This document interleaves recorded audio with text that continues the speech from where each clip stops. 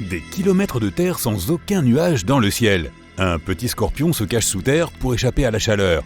Aucun arbre ou buisson à perte de vue.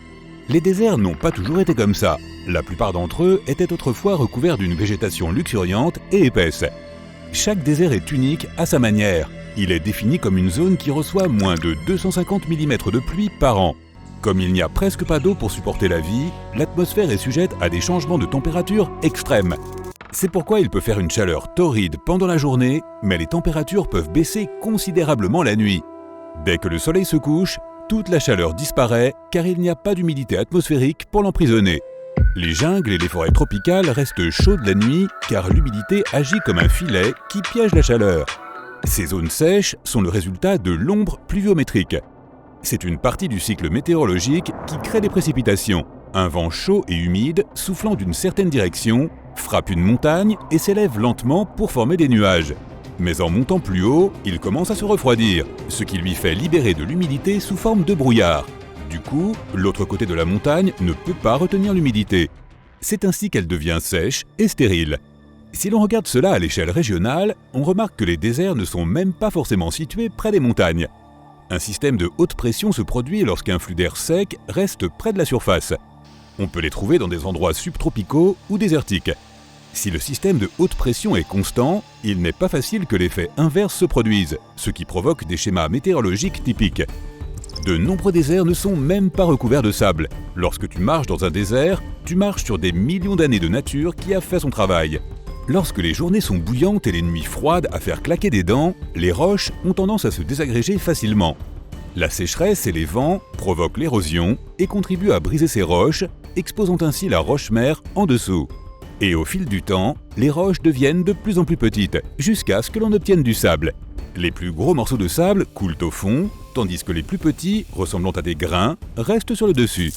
Le vent projette le sable dans de multiples directions et sur d'autres roches plus grandes.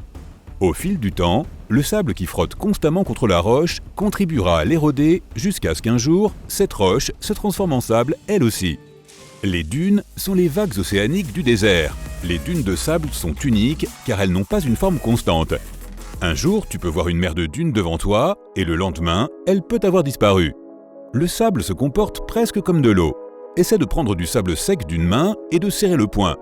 Tu remarqueras que le sable te file entre les doigts en se répandant. Le sable est une accumulation de roches broyées façonnées par l'environnement, le vent et la gravité. On trouve des dunes de sable partout où il y a une grande plaine et du vent. Ainsi, les plages, les déserts et même les terres agricoles abandonnées en présentent. Tu peux distinguer certaines dunes en fonction de la végétation. Ainsi, celles qui se trouvent sur la plage ont une composition différente et sont plus petites. Mais celles qui couvrent plus de terrain ont une surface plate ou ondulée. À ces endroits, tu peux trouver des nappes de sable qui s'étendent sur des kilomètres. Les tempêtes de sable se forment plus près des bords du désert qu'en leur centre. Comme il n'y a pas de végétation pour protéger et limiter les tempêtes, elles peuvent devenir assez grosses. Le vent se lève lentement, puis s'accélère en transportant de nombreuses particules et en exposant le sol en dessous. Le reste des particules reposant sur le sol commence à vibrer. Plus le vent est fort, plus le sable va fouetter ton visage. Les particules se heurtent toutes les unes aux autres et emportent le reste dans les airs. Une tempête de sable peut être si énorme qu'elle bloque le soleil.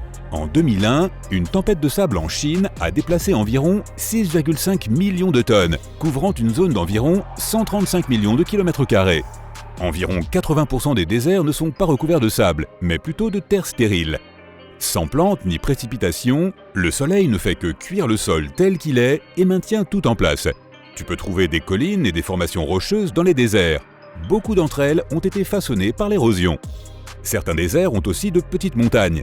Et selon les éléments géologiques, la couleur et la dureté de la roche varient.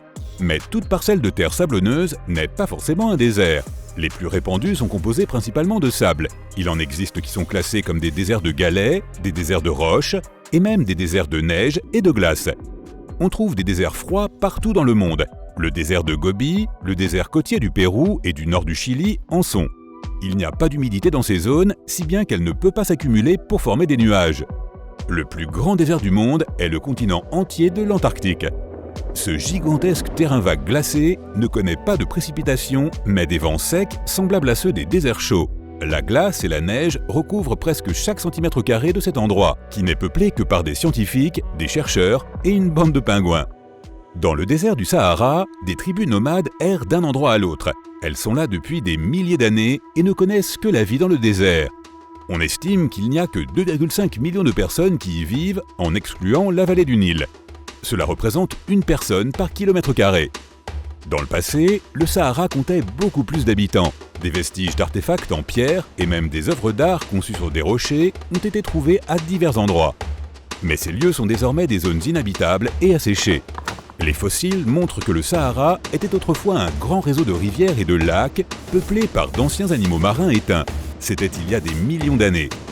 Mais il y a environ 7000 ans, le Sahara était plus animé, avec des buffles, des girafes, des éléphants et d'autres animaux que l'on trouve aujourd'hui ailleurs en Afrique. Les gens vivaient alors près des grands lacs sahariens et comptaient sur la pêche pour se nourrir. Ils ont créé des colonies autour d'eux tout en se défendant des menaces animales. Beaucoup de ces rivières sont asséchées, mais il en reste beaucoup sous forme d'oasis. Une oasis est une zone encerclée par la sécheresse, mais qui dispose d'une source d'eau fraîche et d'un sol fertile.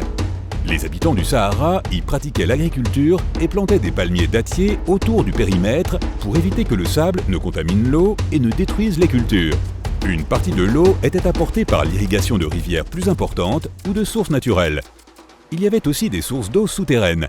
Les oasis pouvaient être aussi petites que quelques palmiers dattiers autour d'un plan d'eau ou aussi grandes que des villes entières. Elles constituaient des étapes idéales sur les routes commerciales pour les marchands et les nomades qui vendaient souvent des dattes, des olives, des figues et d'autres marchandises. Les habitants ont entretenu les oasis pendant des générations, jusqu'à aujourd'hui. Malgré les oasis, il y avait encore quelques nomades qui erraient dans les environs. Mais les habitants, tout comme les nomades, avaient du bétail domestiqué. Les Sahariens sont toujours des spécialistes lorsqu'il s'agit de se déplacer. Beaucoup d'entre eux sont des forgerons ou des agronomes qualifiés qui se rendent là où ils peuvent prospérer. Même si le climat et les conditions du désert sont hostiles pour les êtres vivants, il y a beaucoup de plantes et d'animaux qui se spécialisent dans de telles conditions.